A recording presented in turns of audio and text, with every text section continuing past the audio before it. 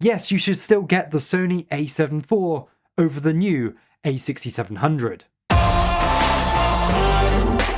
Sony has just announced the new A6700, which is basically a Sony FX30 without the fan, but with a viewfinder attached on the back and a mechanical shutter.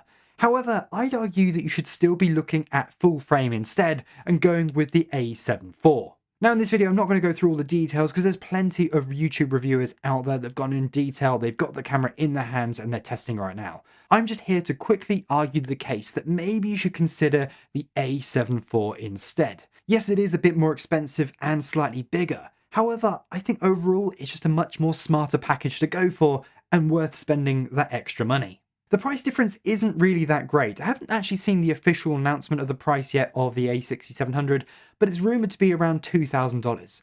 Right now, there's a lot of deals going on with Sony, especially with the A7 IV, and you can pick it up on B&H, for example, for around $2,400. So only $400 difference between the two cameras. And I think in those $400, you get a lot in the Sony A7 IV. You get a better viewfinder, and of course, you've got that full frame sensor, which is absolutely huge. Now, some may argue that the size difference is the reason you'd want to go for an APS-C size sensor camera instead of a full frame camera like the A7 IV.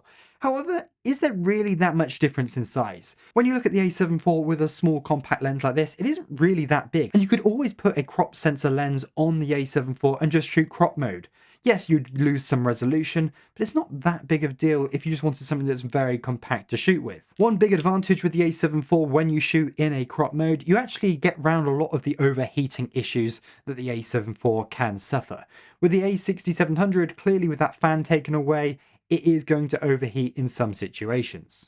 The A6700 does have 4K at 120, but it has that same heavy crop that the FX30 has, and I just don't think that's really something that's worth going for. I'd rather just shoot in 1080p 120 if I really need it, because at least then I've got full frame on this, or even APS-C, rather than a heavily cropped image on the new camera. Also with the A7 IV, you're getting better ergonomics, you're getting better buttons, you've actually got a proper dial to move around your focus points.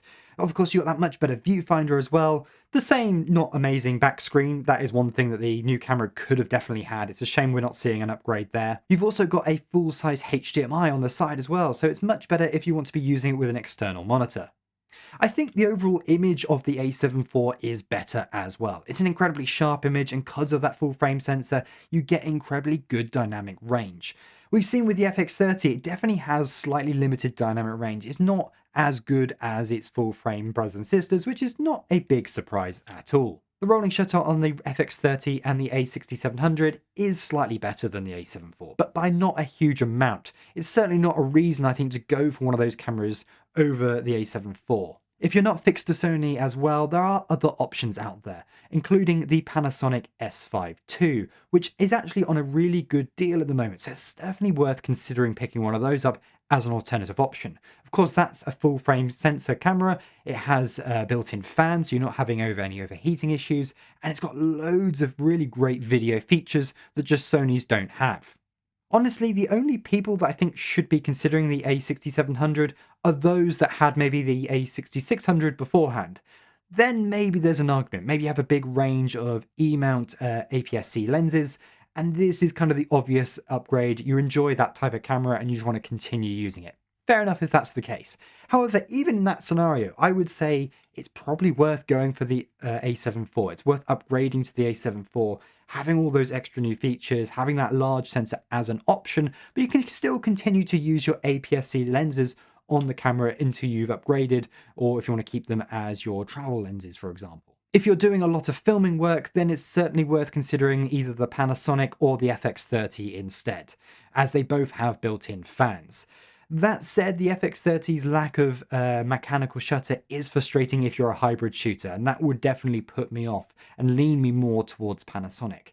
As I mentioned before, the A7 IV certainly doesn't disappoint when it comes to shooting video, especially if you're shooting in that crop mode, in which case maybe that's still the best option even if you're doing lots of video work. This is the camera I use all the time for professional film work, and overheating really isn't that big of a concern of mine when using it. Just one last thought, what about the Sony A7C Mark II, which has been rumoured?